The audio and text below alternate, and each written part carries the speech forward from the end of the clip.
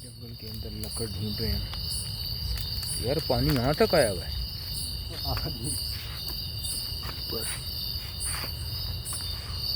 वाह जी वाह, देखे कितनी मेहनत से ही रात के टाइम जंगल में लकड़ी तोड़ी जाती है।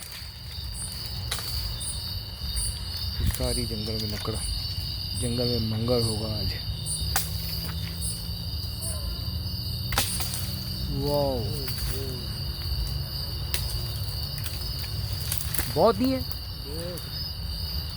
इन्होंने बहुत है जंगल में से लकड़ तोड़ ली हमने। तो भाई अब ये उसके ऊपर पूरा बकरा तैयार करेंगे।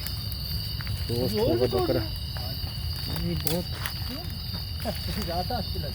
मछली तो ये बहुत ज़्यादा, ये जो ना मछली ढूंढने पकाई है वेल मच्छी।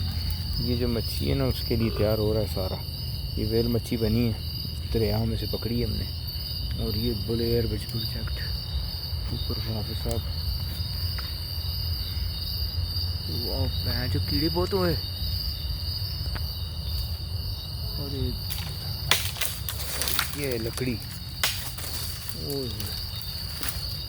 बहुत है जी। अब कौन सी ले जानी है बताएं, सारी कौन कौन सी? ये सारी लेके जाना। ठीक है जी, सारी लेके चलते हैं। इस जंगल के अंदर बेबान के अंदर हम इस वक्त लकड़ निकाली है हमने ये सारी।